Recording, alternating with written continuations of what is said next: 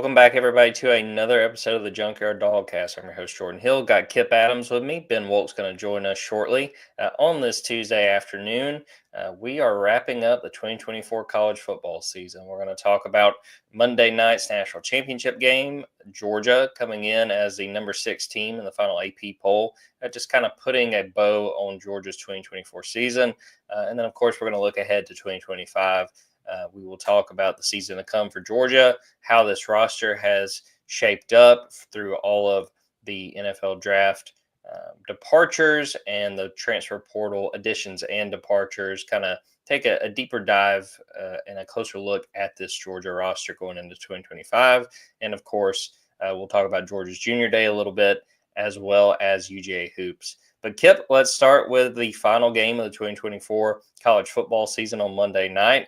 Ohio State beat Notre Dame 34-23, a game where Ohio State got up big and Notre Dame whittled away, made it really interesting in the fourth quarter, but ultimately the Buckeyes finished the job. Ryan Day wins a national championship, and the Buckeyes come out on top to end 2024. What were your takeaways of that game? What stood out to you, and how Ohio State was able to get it done? I mean, Chip Kelly was in his bag last night from start to finish. I mean, Ohio State, I think they scored touchdowns on their first 4 drives and then had a field goal. I mean, Notre Dame got some stops late in the game, but like at that point, you even like kind of wondered why they were doing it. But it was pretty clear Ohio State was just trying to eat the rest of the clock. So just the fact that how well they converted on third down, they were like 6 of 6 in the first half. They were like 9 of 12 in the game. It was just incredible work by Chip Kelly. I think that was kind of the matchup I was most fascinated with, because you have, Al Golden. He had to like make tough choices. Are you going to stick with that man-to-man pass coverage, or are you going to go zone, knowing that Ohio State's, their skill guys are just out of this world in the end? I think it was the line of scrimmage that caught me, by surprise. I think that was where you just saw Ohio State's offensive line, which is moving them off the ball from start to finish. So I think, Al Golden did the best he could, but this is a really experienced Ohio State team. And Will Howard was, whether it's zone or man, I think he was efficient and kind of torched them. So they just had a number of weapons. You kind of knew once you saw the playoffs, that first round. I mean, this Ohio State team was by far the hottest team going in to this game, and they just kept it going. And credit to them. Everyone's going to make a lot about I guess the money that was spent on this roster, but this was a physically mature roster that beat 5 top 5 teams. And so it's a legit national title for them, that one that they should be proud of. And I just think it was a masterful performance in the end. Like I said, Chip Kelly, a guy that we've seen in college football, ups and downs of his career. That was a huge day for him overall. Yeah, it was huge. Very impressed with Ohio State. Thought it was pretty fitting with the game on the line. They said, let's throw it to Jeremiah Smith. Maybe he can help us put this game away. I thought Ohio State deserved to win this game. Still some weird decisions on the Notre Dame side that I'm sure Marcus Freeman would like to have back. The fake punt, I mean, just leave your offense on the field. Let your quarterback, handle that. It's not often that we've seen really bad fake punts in Mercedes-Benz Stadium. So, I can't think of another example there. But and then the kicking the field goal when they were down 2 possessions, and I felt like that was sort of a ball don't lie, Kip, where it was like it was stupid to kick that field goal in the first place, and then it hits off, you get a doink off the upright. That kind of felt like the football gods being like, look, Notre Dame, we love you. We've helped you get this far, but what are you doing? Yeah, I was sitting here doing the numbers, and it kind of reminded me of whenever Kirby went for 2, where I was like, I think maybe the analytics game has passed me by, and I don't understand. You're kicking this field goal just to try to remove your need to go for 2 on back-to-back touchdowns. Like, that was the only thing I could think of was like, okay, they know they're going to have to score 2 touchdowns, and they just think that there's a greater chance of making this kick than there is getting 2-point conversions. But I was just like, you got to get in the end zone twice is the first requirement to even have this conversation. And you're still going to have that requirement after that kick. So I agree with you. I just thought, okay, this is another scenario where you're outsmarting yourself and overthinking this. When you get close to the end zone, I mean, we have more than ever. I mean, you look at the NFL and college, like with Dan Campbell, a lot of these coaches on fourth down, you just immediately just go for it. And I think whether it's a fake punt or thinking about a field goal, just keep your offense on the field and give them time to come up with the best play possible. And both times they didn't do that. I want to get your thoughts. Ryan Day, in the aftermath of the victory, was talking about, how great of a playoff run that Ohio State just had, and maybe the best playoff run in college football history. Kipp, I don't know if you can argue against that case. I mean, especially, granted, this is the first of a 12-team playoff and a 12-team playoff run, but winning, beating Tennessee, blowing out Oregon, I should say, and then beating Texas in the Cotton Bowl and the Notre Dame. I mean, I feel like he's got a really strong case. Again, it helps that they won the first one where they had to win 4 playoff games, but man, what an impressive performance from these Buckeyes. And what an impressive, turnaround from 50 days ago when, Ryan Day had suffered the worst loss of his career, and people were questioning whether he should be Ohio State's football coach. And now the story is he gets to sell the one that coaches love is overcoming adversity. And everyone counted us out when we had the best roster in college football. Well, I mean, he gets to say that now. They overcame a lot, and I think the teams they beat were pretty strong. I guess the best argument would just be, when during today's, NIL and transfer portal era, you don't have the stacked teams that, multiple stacked teams like you used to have. Powerhouse teams. When you got to the final, like 2 or 4, you thought, okay, these are the, by far the best rosters in college football. I think, you just look at Ohio State team and you wondered the same thing you wondered after Georgia's run, 2-year run is, are we going to see a roster like this again? And that's how I feel about Ohio State right now is, we're going to see just a team that much more talented than the other teams that they played. So I guess I am kind of taking away from it. I think, beating Tennessee, I think the Oregon win was really where, you're like, okay, this team is for real. That was the best win. It just didn't come at, in the final game, in my opinion. I thought, that was them getting revenge, but also just that was the team that was best built to beat this Buckeyes team. Ben, you're on here with us now. First off, I'm going to allow you to take your victory lap. You picked Ohio State back in the preseason, but also give us your thoughts on that national title game and how. Yeah, really went out on a limb and picked Ohio State, the most talented team in the country, probably to win a national championship. They made the most moves in the transfer portal that were critical.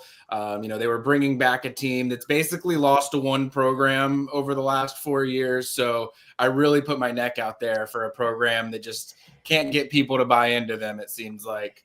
But look, Ohio State has been close. I mean, Ryan Day talked about it yesterday after they finally won. And I think the things that he says carry more weight now than they did 24 hours ago because he's finally gotten over that hump that everybody said that he couldn't. I mean, you look at 2019, 2020, 2022, maybe even 2023 to an extent. It's like Ohio State was always a possession away every single season over the last 4 to 5 years from winning a national championship. Like, you can make the jokes about, them choking it away in the Peach Bowl against Georgia, or you can make the jokes about, their inability to beat Michigan now over the last 4 years. Like, there are certainly, things that anybody that lives online, like we can make fun of, we can have a good time with it. But when it comes to play in and play out what your football team actually is, like Ohio State this year is who Ohio State has always been. They just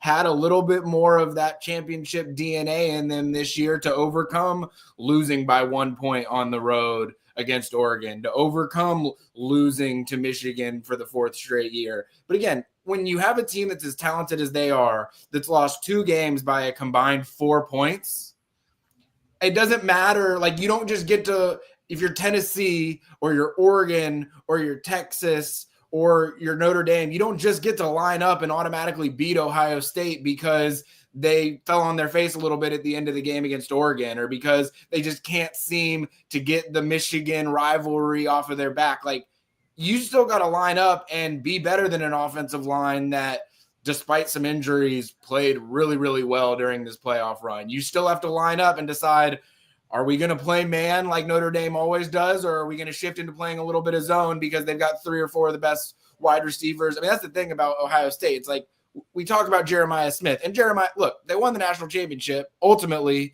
because they said, hey, it's 3rd and 8. Let's just heave it up to Jeremiah Smith and hope that he makes a play, and he did. But Brandon Ennis is their 4th guy in that rotation, and he has a huge 3rd down conversion. I mean, Carnell Tate had multiple conversions over the course of the playoff run that were critical. Emeka Egbuka has been doing it for, it feels like 5 years now, just being that name that everyone throws in is like, oh yeah, and they've also got Emeka Egbuka, and it's like, I feel like he's been doing that for Ohio State for 5 years now.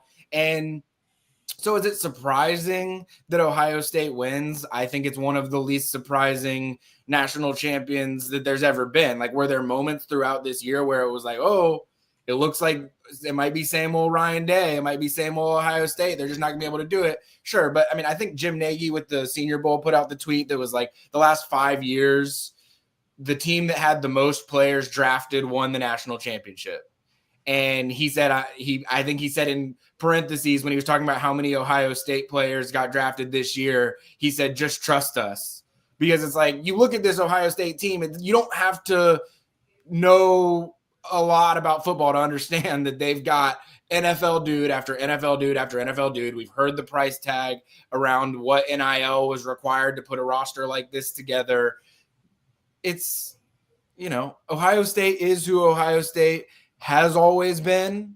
It just so happened that this year they won the games that they had to win. And I think y'all were talking about it. Like, the run that they had, like, they made it look like an easy run.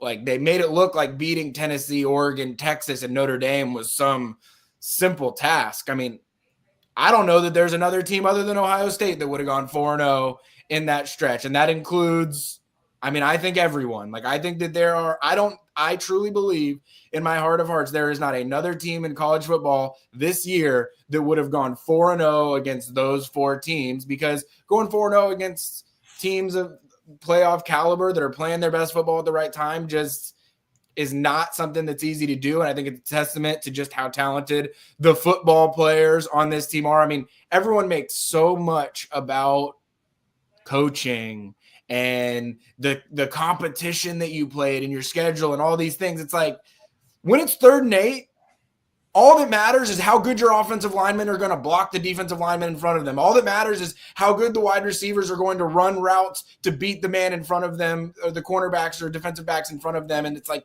when you've got the best players, more often than not, the best players are going to win. You know, I have been, the reason they were my preseason pick is because I thought they were the best roster, no questions asked, from the beginning of the year. They dealt with some injury stuff throughout the course of this year. I mean, I'll give a shout out. Ryan Montgomery, Georgia early enrollee quarterback, his brother Luke Montgomery at the beginning of this year was not seen as like a staple offensive line piece of this Ohio State offensive line. They took some injuries at tackle, at interior offensive line. They had to shift some things around, and Luke Montgomery ended up being one of the critical pieces for Ohio State to win the national championship, because he stepped up and played as if he'd been a starter the whole time. And so, again, when you're a team like Ohio State, like, this playoff format is not changing the types of teams that are winning. It might open the door a little bit for some of these best rosters to have some, backdoor opportunities to win some national championships like Ohio State did this year. But when you've got to win 3 or 4 playoff games to win a national championship against good teams, it's going to come down to who has the best players. And this year, Ohio State had the best players.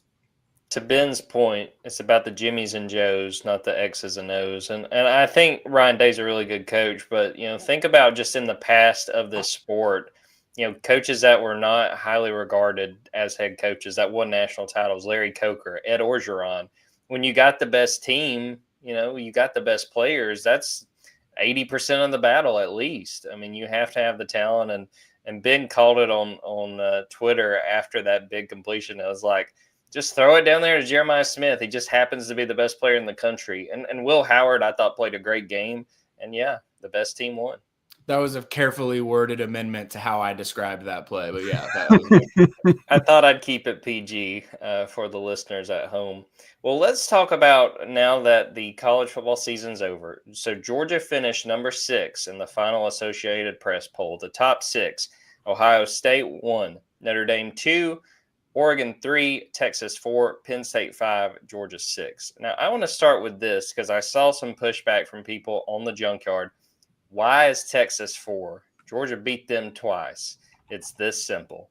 Texas won in the playoffs. Georgia did not. And the thing that I think the one thing, guys, if I say I learned something from this college football season, and this isn't something I'm happy about, but I treat the way I look at college football teams, especially with head-to-head, especially going into the playoffs, like the NFL, where you don't really put as much stake in head-to-head. Think about the NFL playoff games we've watched in the last couple of weeks. There is mention of some of the matchups earlier in the season, but there's never a conversation of, well, why is this team seated here? I mean, they beat that other team back in week 3. It carries some weight, but ultimately it really doesn't matter. I mean, the head-to-head is a lot like seeing like the NFC South or the NFC East, where they play somebody earlier in the year, and yeah, it helps them get a leg up having won that game in the standings. But I don't know, Kipp. It just, to me, the way I look at it now, I don't really care that much about the head-to-head. Well, Georgia beat them twice. Yeah, and Georgia didn't make a deeper playoff run than Texas did. It's that simple in my mind. I mean, they beat them in Austin. They beat them in a air quote neutral site. And then Texas proceeded to beat a Clemson team that Georgia smoked. So, like, you can keep going with this. Is like the Arizona State win. I mean, like, I think at the end of the day, it's just the fact that Georgia scored 10 points when it mattered. And that's it. Like, they're just eliminating everything else. But it is a tough look whenever you beat them twice. I mean, at the end of the day, like, for the fan base, it's like it just makes it more frustrating for Georgia fans to see another team that they put a lot of like meaning into those games. Those games were important then. So it just goes back to the looking at who won the national championship. The losses they had during the regular season. They lost 2 games. Georgia beating this team twice. I mean, this poll in the end isn't going to be, very meaningful. But today, as we react to it, it just kind of emphasizes the fact that the regular season does appear to have lost a little bit of its luster. And we already talked about conference championships. I mean, then the fact that none of the conference champions even made it in the end. So I think it just kind of brings up a larger conversation. In the end, it's like, if you want to be ranked anywhere, you have to go out there and do better than what Georgia did in that game. I mean, it was a really poor performance, no matter how you slice it, no matter who is, starting a first-time quarterback regardless. It was underwhelming, and it's the last thing that those voters saw from Georgia. So you can make the case that Georgia was lucky to be ranked 6th based on that showing. I'm interested to see what the coaches poll looks like. That should be coming out, later today to see if they agree. But at the same time, I think the last image that they have of Georgia is a team that went out there and just laid an egg on the biggest stage. Ben, what do you think of this ranking, and specifically Georgia coming in at 6? Well, I'm not super surprised that Georgia came in at 6. The AP poll fell in line a little bit more with how the college football playoff broke down than I would have maybe expected, given how loud a lot of folks in the media are about not being super pleased with the current format and everything that goes along with it. I would have thought they would have broken from the playoff a little bit. I mean, really the only team you can really point to that they kind of broke away from how the playoff went was Oregon. I mean, they kept Oregon in the top 4, but you look everywhere else. I mean, if you remove Oregon, the first 4 teams ranked, Ohio State, Notre Dame, Texas, and Penn State, made it to the semifinals.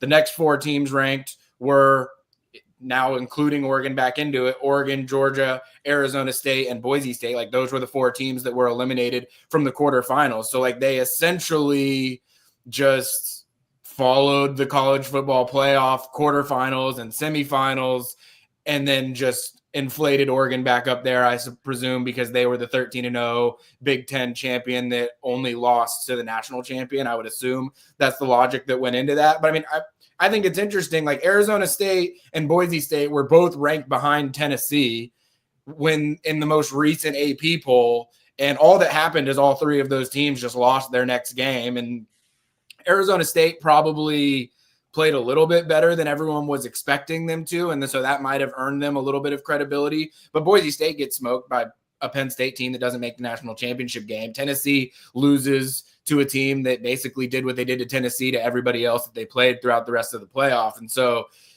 what did Arizona State and Boise State do to jump Tennessee? Well, they played in the quarterfinals and Tennessee didn't. So I really think that, I don't want to take shots at the media, the blanket statements at the media in general, but it basically looks to me like everyone just looked at how the playoff bracket unfolded and said, all right, this is the top 4, this is the next 4, this is the 4 after that, and we'll make an exception for Oregon because they went 13-0 and won a conference championship, and the only team that they lost to won the national championship. Like, that feels to me basically how the sort of crowdsourcing thinking of the AP poll went yesterday. I'll also keep in mind, this poll goes out at like 1:30 in the morning, immediately after the national championship. I can't imagine that if I know the media like I think that I do, there's probably not that many people that are super enthused about filling out that poll, in the moments immediately after the national championship and then it going out right away. You haven't had a whole lot of time to process or think about everything. And at that point in time, you're kind of just like,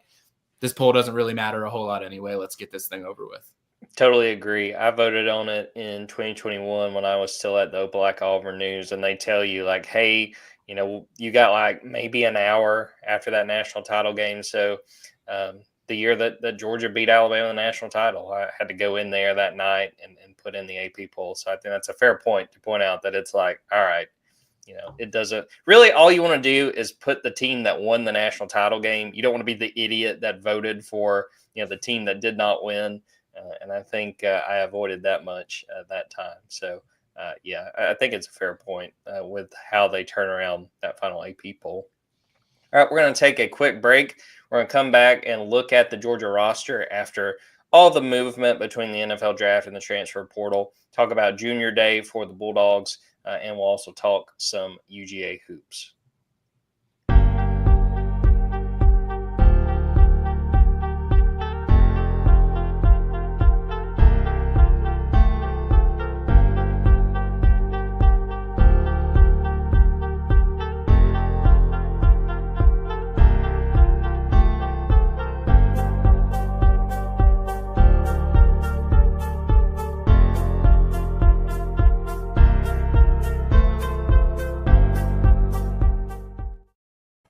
All right, guys, a couple of pieces of NFL draft news since the last time we recorded one of these episodes. Oscar Delp coming back to Georgia, Trevor Etienne going pro. I did want to dedicate a few minutes to talk about that Trevor Etienne news because it seemed like he was going to come back. That decision just kept feeling like it was delayed and delayed and delayed. And then he announces he's going pro. I want to start here, hearing not only from folks on the Junkyard, but friends and family, in the reaction to that, being like, I don't think that's that big of a loss in Trevor Etienne. I think it's significant, guys. I felt like he did a ton for a run game that really lacked without him. I talked about this during the season. I thought he was the king of turning like a 2-yard run into like a 6-yard run. And I know that doesn't pop off the TV screen. And I know the stats weren't all that incredible, but I was impressed with what Trevor made of the situation in a down year for the run game. Ben, I think I saw you nodding your head. I mean, I just think you can't really I think Trevor's a little underappreciated, and I think that it's a significant loss for Georgia. One of the more surprising losses Georgia had when it came to the NFL draft. Well, I think it was surprising. I mean, I'll flat out say, like, I was talking to people in the building that were fully expecting Georgia to get Trevor Etienne back. Like, I know that some people were surprised by it because there was some reporting that was out there that he was coming back, and then about a week later he announces himself that he's not. I don't know what happened in that week, but when that reporting was initially coming out, like, the belief inside Buttsmeer was that Trevor Etienne was going to be coming back. He wanted to announce it on his own time. He was going to have his own formal public announcement, whatever that was going to be. But the feeling was he was coming back. Again, I don't know what changed. I know that I've heard a lot of folks insinuate that Penn State had 2 really good running backs that both decided to come back for their senior years, and it changed what the draft class at running back was going to look like. I have no clue whatsoever whether that was the deciding factor in Trevor Etienne's decision, but it was surprising. Like, I think that Georgia was fully expecting him to come back. It compounds because Georgia loses a running back at the end of the 2025 signing cycle. And so Georgia's planning to take 2 running backs. They end up only taking 1 running back. They really didn't pursue anyone at running back in the transfer portal just because of the timing of when the Trevor Etienne situation was unfolding and that they were anticipating him coming back, that it just didn't make sense to go after a running back in the transfer portal at that point in time. I definitely think it impacts the running back room going into next season. I mean, right now you're looking at Nate Frazier, who had an exceptional freshman year, and I don't think that anybody is upset about the fact that Nate Frazier is going to be a feature back for Georgia next year. Like, I think that's going to excite a lot of people, but behind him, there's good players in the room. We just haven't seen a whole lot of them. I mean, the Robinsons have been injured, really, both of them from start to finish, and we just haven't gotten a full sample of what they can even look like if they get a healthy season. You look at the other freshmen from last year, Chauncey Bowens, Dwight Phillips, they had roles and they did some positive things that I think gives this coaching staff some optimism about what they're going to be able to do. But again, we just haven't seen enough of them to really know. It's one of those weird things where it's like, I feel really good about the running back room, and I don't think that it's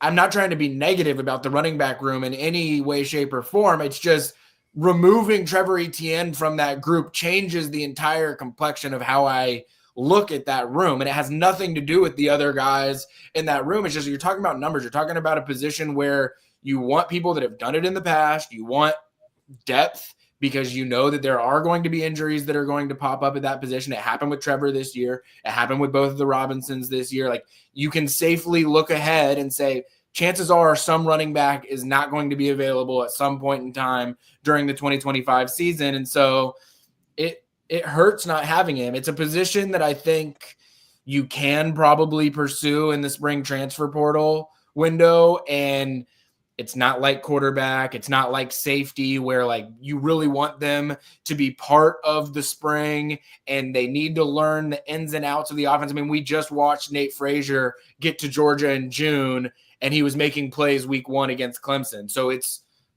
possible to do at running back more than some other positions. Another position group that Georgia's probably going to look at is edge rusher, like being a pass rusher. That's a natural, that is a genetic ability to be able to rush the passer. I don't think you have to know Georgia's scheme in and out to be able to get after the quarterback. So that's another position group that I think Georgia will probably pursue in the spring portal window. But yeah, I mean, the numbers at running back are just not where Georgia would want it right now. And the proven track record at running back is not where Georgia would want it right now. And that is not meant to be a negative about any of the guys in the room, because I actually feel pretty strongly about the ability of most everyone in that room right now. It's just you take Trevor Etienne out of that, somewhat surprisingly, it changes everything. Yeah, I mean that's a lot of inexperience and all the guys that have to step up. And I'm right there with you, Ben. I mean, I think they will pursue a running back when it gets to that spring window. Now we got to see who goes in, but I thought you made a great point with the Nate Frazier piece of it. Of you can afford for a guy to have not been with your team during spring practice. He could come in at that position and still contribute. And the question with Trevor Etienne, you mentioned the Penn State running backs. There's a big piece of me that looks at that offensive line. They lost 4 of the 5 starters off of an offensive line that was underwhelming. Could Trevor really look at 2025 and say, okay, they're breaking in all these new starters and it's going to be better? I mean, I don't know that he could have, I think unless he just thought there was a ton of potential with the guys that weren't able to start last year, I don't think you could make that case that, okay, I can come back. The offensive line will play better. The run game will be better, and that'll up my draft stock for 2026. Kipp, what do you think of the Trevor Etienne news and the departure and the hole he leaves on the Georgia roster? Well, you made a great point at the end that kind of changed my entire perspective on this, because I was about to say Trevor basically he had his worst season to date, honestly, as a running back. And, I think that can sound blasphemous because, he had 800 yards, he had 9 touchdowns, 800 yards from scrimmage, but his yards per touch, huge dip. I know that Georgia's schedule played a huge role in that, but he also went from Florida to Georgia. So we talked about in the offseason how, he should actually see, an increase in his yards per touch because he's playing behind, a more talented team now in Georgia. And that just did not happen. Only 5 yards per carry this season. And basically the exact same touches he's had all 3 years in college. He's had the same season 3 times. So as far as his actual draft stock, I mean, we've heard that, he got, I guess, good news in that regard. And so I'm fascinated to see where he's drafted because I don't know what his draft grade would be. It's kind of similar to, Ty Ingram Dawkins, where you're not coming off a season where you thought you set the world on fire. There is some NFL film there, but you didn't put it all together.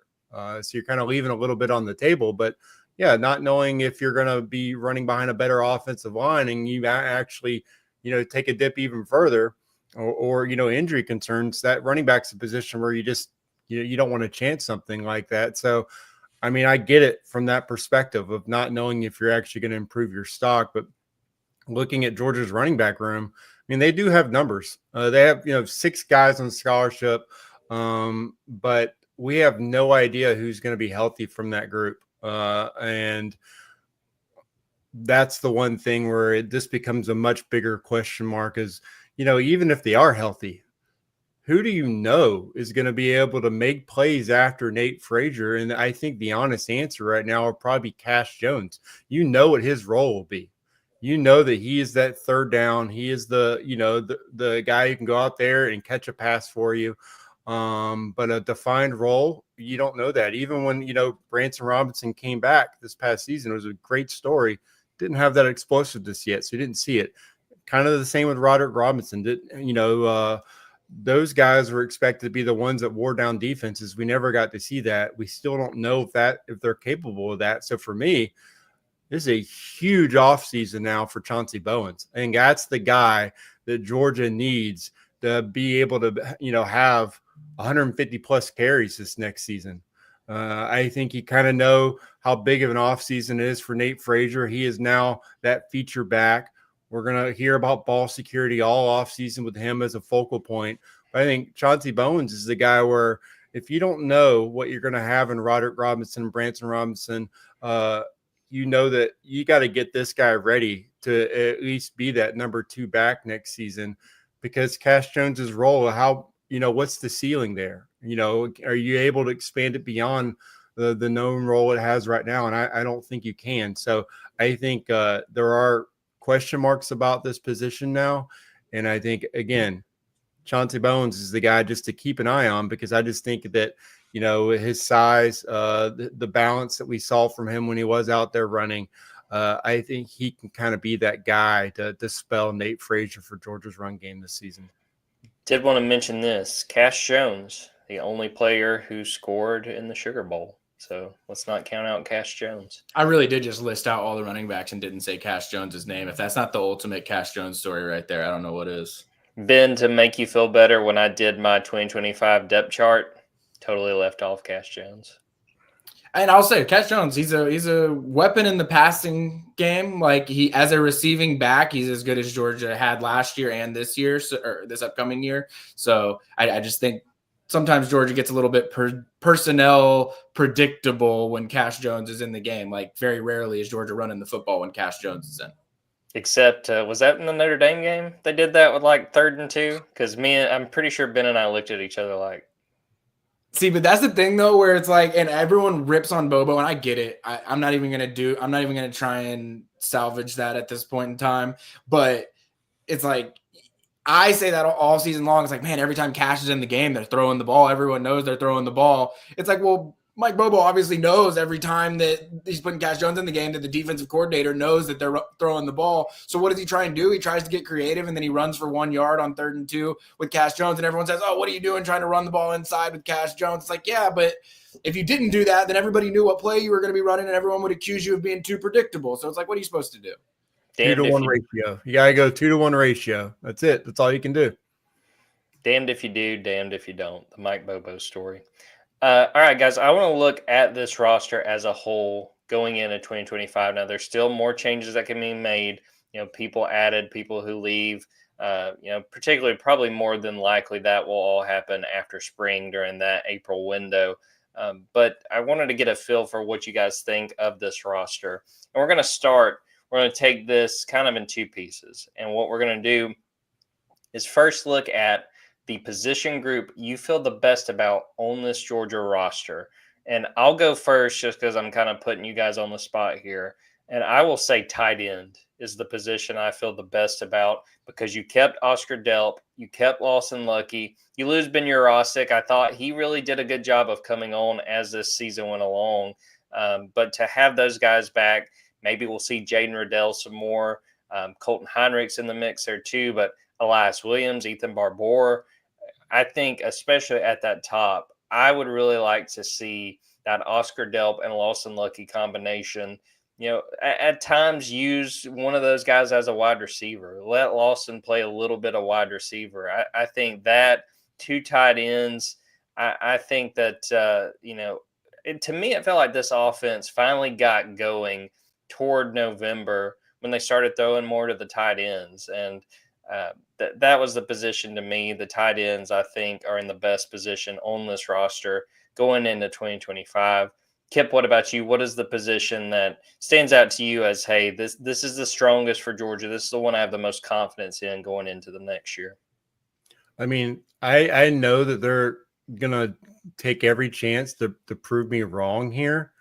But I look at the X receiver position and I think it's as strong as it's ever been. I mean, you bring in a guy like Noah Thomas, and I mean, we're in a fool me once situation here with guys that they brought in from the transfer portal to fill this role. But I just think that, he becomes that number 1 option right away. And I think they're going to try to get him as many looks as possible. And it's just the trickle down effect at that position. Because now, again, this can be the offseason where you take Dylan Bell and you make him a different type of offensive weapon that actually takes advantage of his skill set. But then you bring back a guy, London Humphreys, Nitro Tuggle.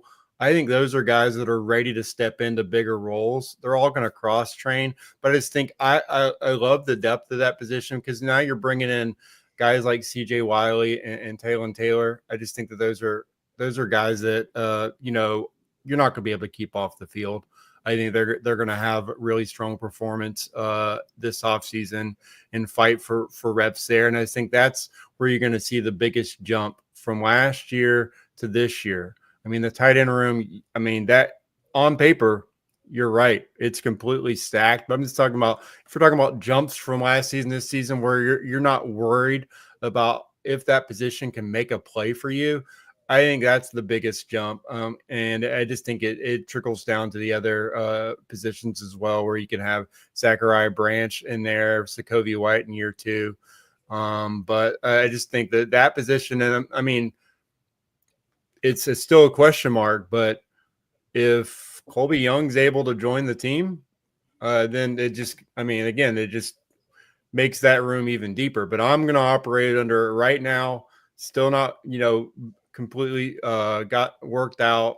Don't even know if he's going to be able to have that year of eligibility, even if he does. But I just think as it stands right now, that room looks completely different with a guy like Noah Thomas. Yeah, I was going to make that point with Colby is we don't have a clear answer. And I mentioned earlier putting out my depth chart. I don't have him on the depth chart because we don't, his legal situation is still playing out. And then after that, we're still waiting to see if he would even have eligibility to be back. Ben, what about you? What is the position on this Georgia roster you feel the best about going into 2025? Well, I'm glad Kipp stepped on that landmine because I don't want to be the one saying that the wide receiver group is the position that I'm most, excited about or most comfortable with. But I kind of agree with Kipp where it's like I've talked about James Coley flipping that room. Like it is a different looking room. It is a bunch of guys that I think have sure-handedness. We talk about the transfers that they brought in. I mean, quite frankly, the guy with the most drop concerns is probably Zachariah Branch coming in out of the transfer portal. And if Zachariah Branch is your guy with the most drop concerns, I think you're probably feeling pretty good about that room. I think Kipp brings up a good point that people are, guys like Dylan Bell are going to be in a position fit that makes more sense for their skill set this year just because of the talent that is going to be around that room. So I like that pick from Kipp. I just also didn't want my name to be attached to the wide receiver room and that I was the one responsible for it being the best room in 2025. I'm going to do the lazy cop-out pick. I picked Ohio State to win the national championship.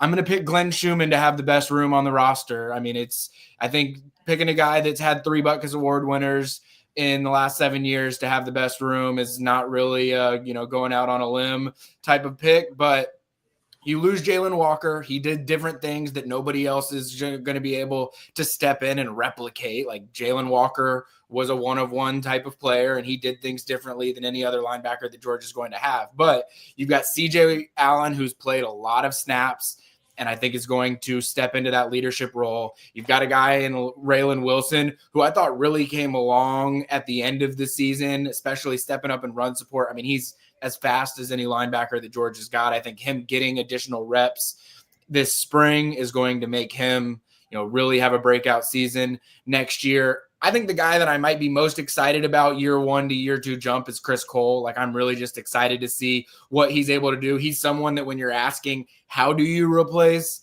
Jalen Walker?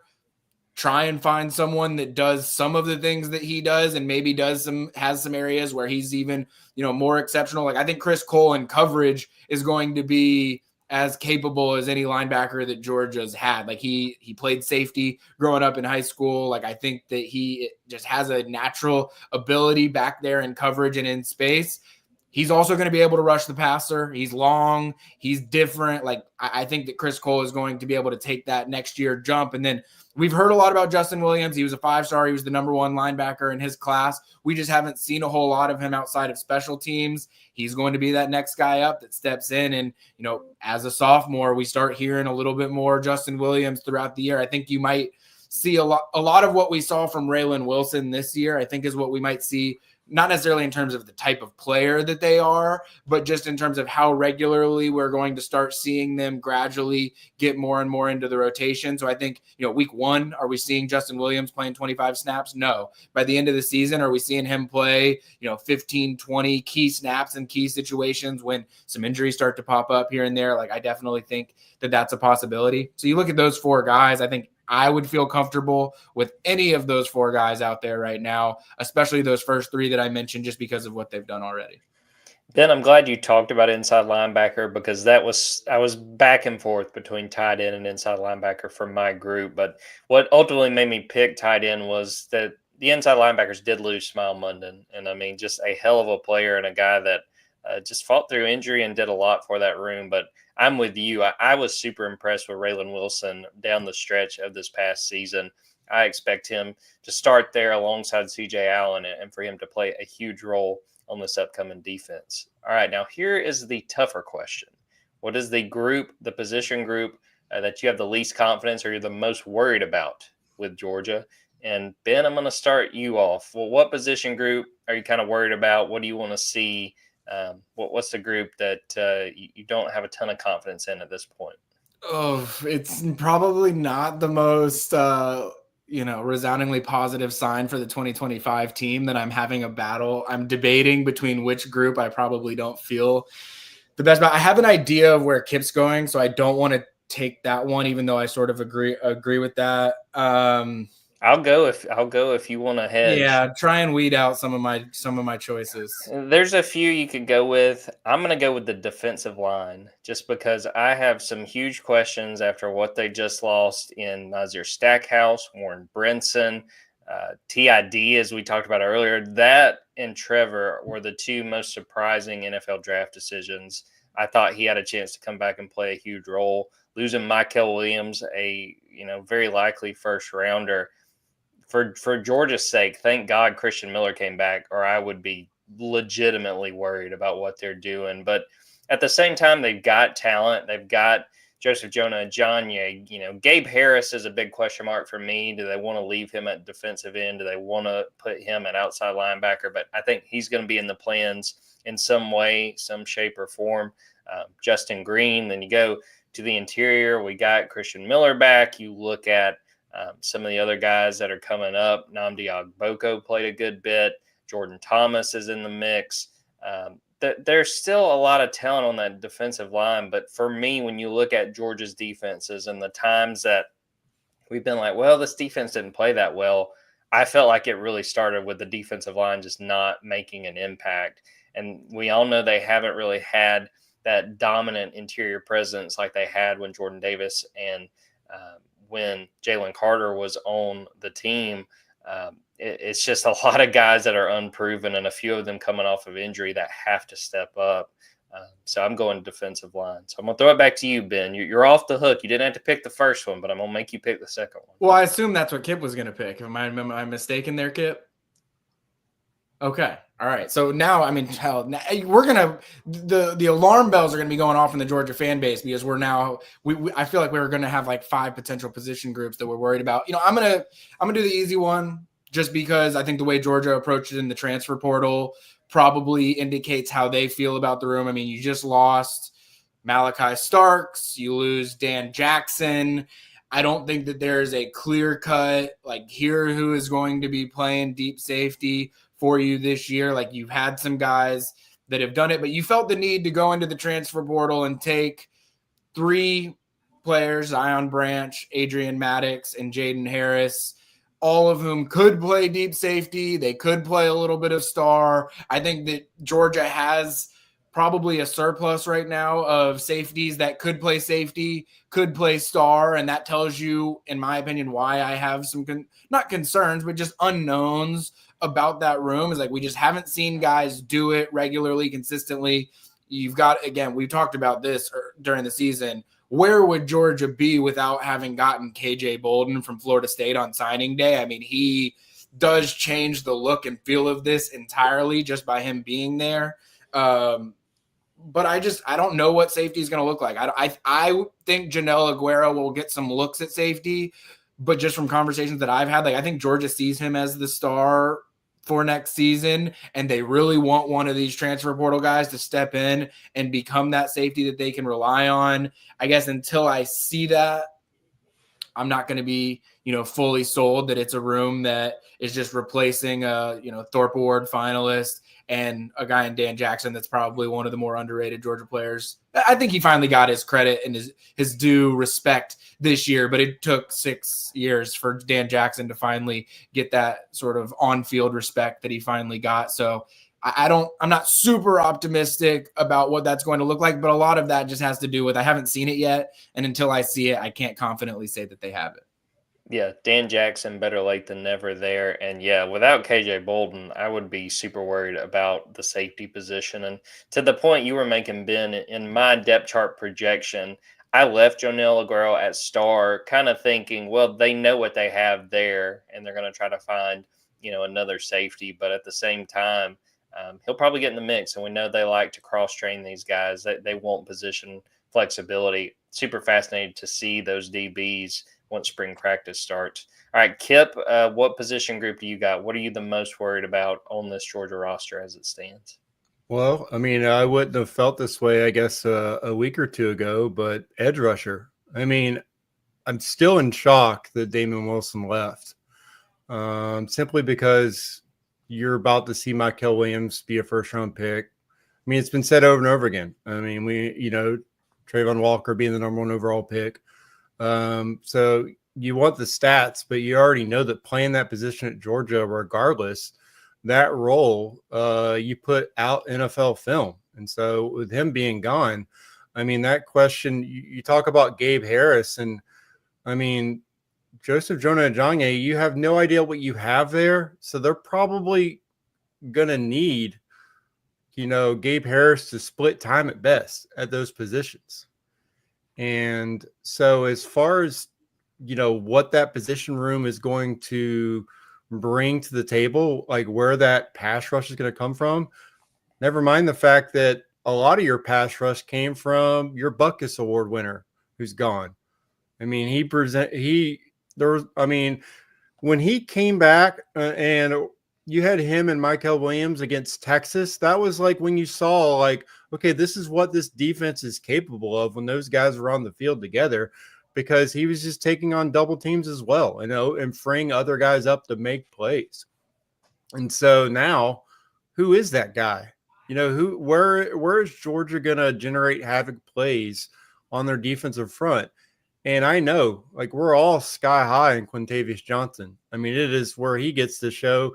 Now he has the opportunity, to showcase, that raw talent he had. And, we'll get to hear the announcers say, over and over again that this guy is a former quarterback. We'll hear that storyline every single week that, the guy played some quarterback at Mays and really athletic. But as far as just going into the spring and being able to say, well, yeah, we know that Georgia is going to have this guy and this guy doing this at edge rusher, you just don't. I mean, you're going to have to ask a true freshman at times when Gabe Harris is playing defensive end. You're going to have a true freshman as of now rotating in your 2 deep at the edge rusher position. And the fact that, again, you mentioned that they lost Chaz Chambliss, a guy that got no love until he was basically tied with Jalen Walker for sacks and tackles for loss throughout the season. No one could have predicted that, but he still went out there and did it. And now he's gone. You have a lot of production yet to replace there, and you don't have guys coming back that have done it yet. They're capable of it. They're talented. But they're really young and they haven't shown it yet. So that is a position where Georgia's going to look at running back in the transfer portal. But if there is a guy that, is a legit edge rusher that becomes available in the spring, everyone's going to pounce on him. But I think Georgia's going to try to be on the phone as quickly as possible, getting in touch with anyone they think can help them at that position. Edge rusher, I think, is a good position to mention. I did want to mention 2 names on the defensive line that I did not mention. Xavier McLeod, I have him as a starter next year. I think he's going to play a huge role. I was really impressed with what he got to play in his first year at Georgia. And then Elijah Griffin. If you're talking about a situation where a true freshman is able to not only come in and play some, but potentially play some meaningful snaps, I think he's walking into a defensive line room where that is possible. I think it's also going to be huge. All 3 of us on the defensive side of the ball is interesting. It's a young team out there, but I think getting Jordan Hall and Christian Miller actually healthy. You got a lot of these guys that are going to have off-season surgery, so you're not going to get to see as much of them in the spring. If they haven't already had it, they're going to have it. But I think getting Christian Miller and Jordan Hall, getting Christian Miller back, having those guys healthy, it changes the complexion of the defensive front and allows them to do so many things. But I do love just Xavier McLeod and Christian Miller. I think that's where you might be able to see some of those havoc plays, some of that pass rush more from the defensive front, which is not something you've seen at Georgia the last couple of years. So honestly, this could look the most like, that 2021 defensive front, just from an overall athleticism and the ability to make disruptive plays just from your defensive line. I think this could be as close to that group as we've seen the last couple of years. Yeah, as Kipp mentioned, Georgia always likes to have these guys clean up some stuff in the offseason, a few surgeries. I imagine by the time they open spring practice there in like the second week of March, that you'll see there will be a few guys either limited or who are not able to go. While we're talking about this 2025 roster, I did want to get y'all's opinion. For those listening or watching, I put out a story on Tuesday that was my game-by-game prediction for the Georgia Bulldogs. It's just the regular season. But I have Georgia with 10 wins, going 10-2. So I'm going to throw it to Kipp first. What do you think about a 10-2 2025, just based on what we know right now? Do you think Georgia can beat that, or do you think Georgia might be below that 10-2 mark? I think Kirby would sign up for that right now if he could. You get these tough games at home now, but you're going to have to grow up real quick. These games are early. Like that game at Tennessee, I mean that's your test, and it's just happening like super quick. So Kirby does like that, the fact that now he can kind of get his team, motivated, knowing that after your Marshall and your Austin P, you have a real test, and you get to find out what kind of team you have. But I think that game right there is going to tell us a lot about this Georgia team. But yeah, I mean, you still have Alabama, and I just think that we're going to have a lot of questions about both teams and what these rosters look like. But until he actually gets it done on a consistent basis, I think that's a game that Georgia probably loses.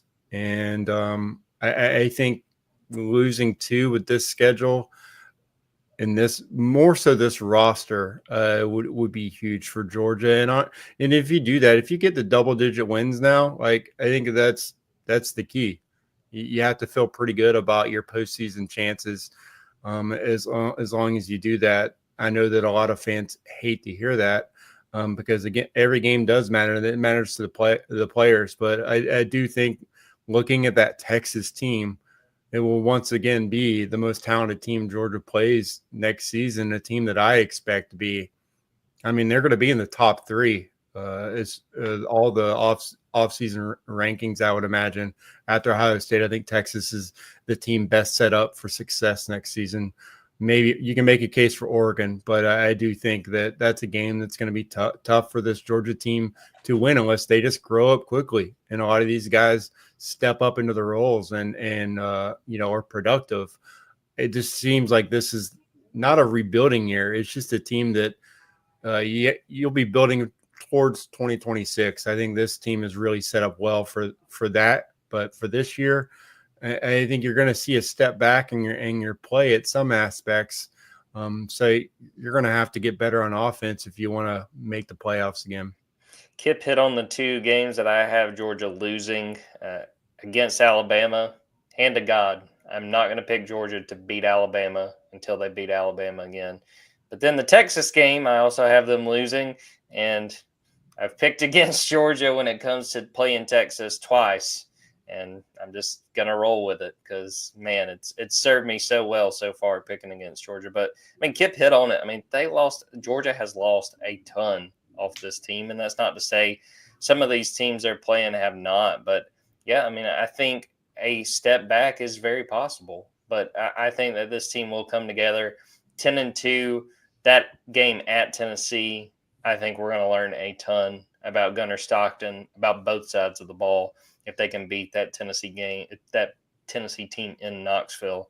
10-2. Ben, what do you think about a 10-2 mark based on what we know about Georgia? Would you go over 10 wins or would you go under? Where do you kind of stand? I think I saw that the early over under was like 9.5 regular season wins, which is down from last year where it was 10.5. I did take the under this year for regular season wins. And I think that at the time that was a very unpopular opinion just because Georgia hadn't lost 2 games in the regular season in a long time. I feel a little bit, I mean, again, the way too early predictions for the next season. I probably feel a little differently. I mean, Georgia hasn't lost in Sanford Stadium since 2019. So you get Alabama and Texas where you want them.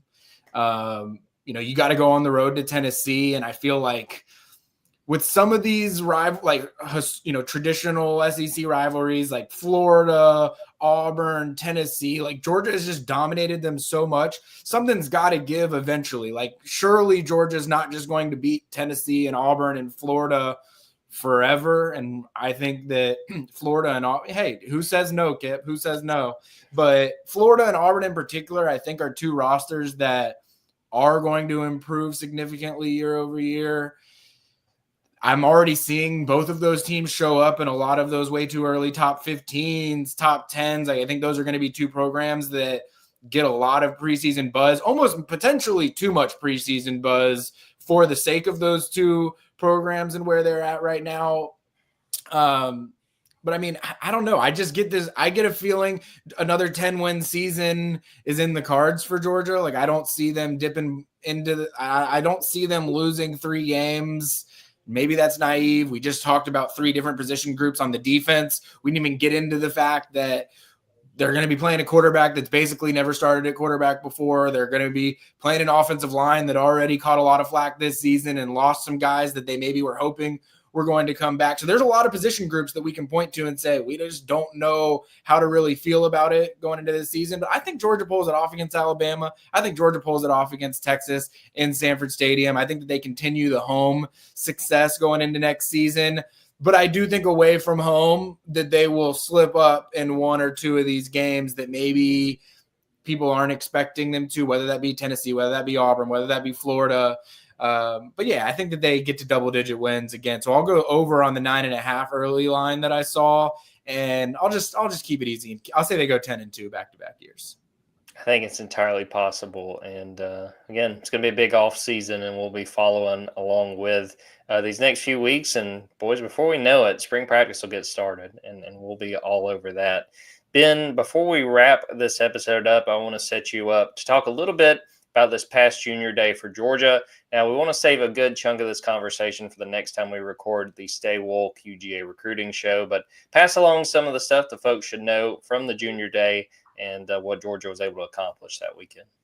Yeah, well, for start, I'm going to do the shameless plug to start things off. I was late for this episode because I was talking to the number 1 cornerback in the country in the 24/7 sports rankings. So go to Dogs 24/7 because I'm going to have a conversation with Chauncey Kennan coming out of that visit. I mean, my big takeaway is everyone who is invited to these junior days, Georgia would love to have in its 2026 class. Like everyone asks me like, is this guy a take right now? Is that guy a take right now? It's like Georgia has 4 guys committed. They need to build up the numbers in that class. They obviously have a board where, this guy's higher on the board than that guy, whatever that might be. But if you are getting invited to a Georgia junior day, whether that be this past weekend or the upcoming February 1st weekend, Georgia wants you in their class. And if you're willing to make a decision right now, you're going to have a spot in Georgia's class. Now, a lot of these guys don't want to make decisions until mid-June, July, once they've taken some of their official visits. What Georgia's class looks like at that time might be a little bit different. And so everyone's not necessarily always going to have that spot. And when I talk to these recruits, they understand how this process works. Like, this is not a newsflash to them. They know, Georgia, like as an example, Georgia wants to take 2 running backs in this class. They had 3 on campus last weekend. They've got 2 coming on campus for February 1st, potentially even more, but at least 2 big ones nationally that we know about. Georgia's not going to take 5 running backs. Like, these running backs understand, hey, if I decide right now, I can get in on Georgia, but if I'm not ready to make that decision, there might come a time where choosing Georgia isn't available to me because 2 other running backs have already jumped on and done that. And everyone understands how that process goes. Like, that is not news to these recruits, and they understand the business side of it and how all of that works. But I think for these junior days, like, the thing I watch closely is, one, who's there. So, the visitors list tells you a lot about what's going on with Georgia recruiting. And then 2, who got some special individualized time with Kirby Smart. That typically gives you a little bit of an idea of who's Georgia prioritizing, who are some folks that maybe Georgia feels it's slipping behind on and it needs to, correct where they're at in the recruitment. And anytime you're bringing a head coach in and they're getting one-on-one time with players, like that's usually, hey, it's an out-of-state guy that's not getting to Georgia very often. Like, let's make sure he gets Kirby Smart time. Or two, this is a guy that some other schools might be in a better spot for right now.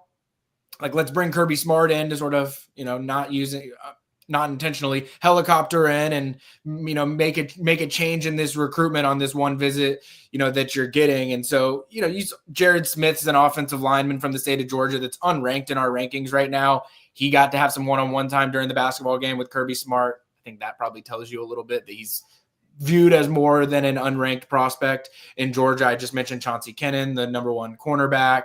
Tamarian Watkins, he's from out of state. Desmond Green, he's from out of state. Like a lot of the out of state guys that came on visits this past weekend, they got to sit down with Kirby Smart during the basketball game because you don't know how many times you're going to be able to get these guys on visits. It shouldn't surprise anyone that Tyler Atkinson, the 5-star linebacker from Georgia's backyard, was also part of that group. And that just tells you right there, like Georgia, Tyler, I don't know what Georgia's overall board looks like or who their number one recruit in the class is, but I think all of the actions that Georgia has taken shows you that Tyler Atkinson is as important of a recruit as Georgia has in the 2026 cycle. That was evidenced by the time that him and his family got with Kirby Smart as well. So we'll have more, like Jordan mentioned, we'll do a recruiting show, whether that be later this week or early next week. Like we'll have another recruiting show, taking a look at the past junior day, looking ahead to the next junior day, have an interview, talking with someone as well. But as always, Dogs 24/7 is where we'll have all of our, up-to-date VIP information on recruiting stuff. Stay woke, whether you're listening to that recruiting podcast or you're following along on Dogs 24/7. Ben's had great stuff this week from the junior day, also the Kirby Copter where Kirby went last week. So I would encourage you to go check that out on Dogs 24/7. All right, UJ Men's Basketball Minute. Fairly rough week for Georgia basketball. They lose at Tennessee 74-56, led 26-25 at halftime, and then Tennessee goes on a 26-4 run. So they lose that game on Wednesday. And then Saturday, really great game at Auburn. They wind up losing 70-68, made a furious comeback in the last 41 seconds, down 9, wind up working their way back, have a chance to tie it with like 0.3 seconds left on the clock. They throw it in to Asa Newell, who can't hit the shot. They lose to the number one team in the country. Ben, you were there for the Auburn game. I know that it stings for Georgia fans that they lost that game. They wind up falling out of the top 25, but, short of losing, there's not much I don't think you could have asked for Georgia, playing the number one team in the country like that. I think college basketball is much more predictable than a lot of people. Like, I think you could have looked at last week before it happened and said, all right, you're going on the road against Tennessee. Tennessee just had a bad week the week before. They're finally getting back at home. You're going to lose to Tennessee. Like, I know that that's not a mentality that people want to have, but, find solace in the fact that you were up at halftime. Like, take the small wins that you can find in some of these, weeks. And then you're going on the road or you're coming back home, but you're playing the number one team in the country. Yeah, they don't have their potential player of the year candidate. He's out, but you're playing a team that now, as we know, sitting here on Tuesday, is the unanimous number one team in the country in the AP poll. Like, you lost by 2.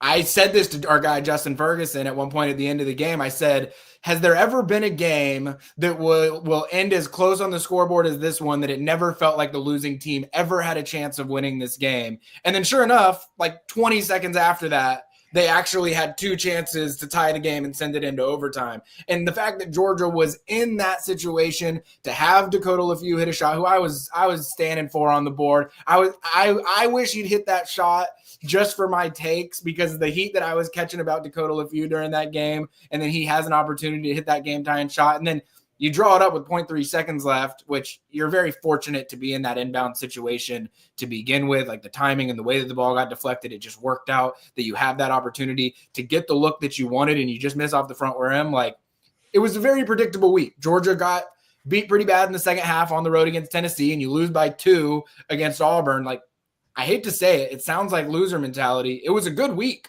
for Georgia. Like, it sounds like a ridiculous thing to say, but it was a good week for Georgia. There's a reason Georgia did not drop in the net rankings. And there's a reason why Georgia is not showing up on the bubble right now when you're looking at bracketology. It's because losing to Tennessee on the road and losing by 2 at home to Auburn does not hurt your resume in the eyes of these committee folks whatsoever. Now, on the flip side of that, like, you kind of got to go steal one at Arkansas this week. Like, whenever you lose one at home, you got to find a road game that you can sort of turn around and steal one. Like, an 0-5 in conference Arkansas, this is the road game that you go and steal one. It's never easy to win on the road, especially in this conference. But this is one of those weeks where you kind of have to do the reverse of what we just talked about last week, where, all right, it's setting up to look like a good week potentially for Georgia. I mean, I guess Florida's a really talented team, so I wouldn't say that's going to be an easy one. But I do think that game on Wednesday, stealing one from Arkansas, will tell a lot about what's possible for Georgia the rest of this year. Ben hit on the biggest thing for me of, like, don't panic because Georgia went 0-2 last week. You look at the fact Georgia played ranked teams 5 games in a row and went 2-3. You'll take that, especially when 2 of those were at then number 6 Tennessee and then the number 1 team in the country in your place. Obviously, you wanted to try to steal that one against Auburn, but I mean, Auburn outplayed Georgia to the point Ben made. Like, if Georgia would have won that game, that would have been a flat out robbery because, you know, Auburn played better, but Georgia deserves a lot of credit for making it as close as it was. And I'm with you, Ben. They got to win this game at Arkansas. 9 p.m. Eastern time tip, so can't wait to stay up for that on Wednesday night. But one of Arkansas's best players, Boogie Flynn, I don't think is going to play. Got a hand injury. I think I saw that John Calipari described him as doubtful. We'll know more on Tuesday night if he'll be available. But because you have that game, never easy to win in Bud Walton, but you are the better team. And then you go on the road to play Florida, who I think is still one of the top teams in the country. You got to take advantage, I think, more than anything, just for vibes to win at Arkansas and not put together, you know, what could potentially be a 4-game losing streak if you can't win in Gainesville either. Georgia 14-4 right now, 2-3 in SEC play, still hanging tough. I still think they're in a really good position when you look at the big picture and what Georgia wants to do, which is to go to the NCAA tournament. Kipp, what are your thoughts off of this week for Georgia basketball and just where things stand going forward? I mean, I know this Arkansas team beat Michigan, but I don't even consider this to be them stealing it. They should win this game. And they have South Carolina on the other end. They should beat both of these teams. These are teams you have to beat if you're going to be a tournament team. If you're going to steal one, I still, that Florida game is the one where it's going to be a tough matchup. But that's one where you have to, go and steal a win, which they've managed to do that, against Kentucky, against Oklahoma. So they've shown they can do it. But at the end of the day, you can't go 45% from the stripe. I mean, that the difference in this game is you went 9 of 20 from the free throw line. And never mind the fact that you're shooting 35% from 3. It's just, that it's as simple as that. Is that Georgia has to shoot better. They cannot miss free throws at that rate. It's abysmal, and I think that is going to create Georgia's ceiling as a team this season. Is if you're going to go to the line over 20 times, you got to make double-digit free throws at the end of the day. And, that was it. You make 1 3, you make 1 free throw, and then boom, what happens? You beat the number 1 team in the country. And I know that's just simplifying everything, but you just talked about how, Auburn deserved to win that game, but yet if Georgia makes their free throws, they win this game. So that's what they have to do their next 3 games. I think they need to go 2-1 and at a bare minimum. If they're able to go 3-0, it just sets them up really well for that Alabama game. And so I like the team. I think that We're still finding out the ramifications of Blue Cane cutting his hair. And he's got to fight through that and find himself as a shooter, because I think he's kind of that X factor for this Georgia team that lacks a true point guard. But I mean, if he could start just draining those shots, if he gets this shot, this team is as dangerous as any team in the country. So I think it's going to come, and when it does, I think they're going to reel off a couple wins that no one expected them to. Yeah, Blue had that big start of the second half, had like 8 points in 3 or 4 possessions. I can't remember if it was all consecutively. And to your point, Kip, they shot 35% from 3, and that's honestly a jump up. They have not shot that well from 3-point range, so that has been a huge struggle. And 2, second half, didn't quite rebound as well against that Auburn team. Definitely a tough loss, but hey, keep an eye out Wednesday night. It'll be a late one in Fayetteville, but I'll be watching along, and we'll have it on Dogs 24/7. So we will wrap up the episode right there. I appreciate Kip and Ben for popping on. Thanks to everybody who watched this live, everyone who is watching or listening to it after the fact. Go to dogs247.com, subscribe there. Subscribe to the podcast wherever you get the podcast that you listen to. Subscribe to the Junkyard Dawgcast. Go to our YouTube. We've got all the Mike White press conferences, the player interviews, and before too long, we'll be back into the flow of spring practice, and we'll have Kirby Smart press conferences, player interviews. Also, TikTok's back, so go subscribe to our Dogs 24/7 TikTok there. We will have more content in the days to come. Again, hoping to have another Stay Wolk UJ recruiting show before much longer. So we'll wrap up the episode right there. For Kipp Adams and Ben Wolk, I'm Jordan Hill. Until next time, take care, everybody.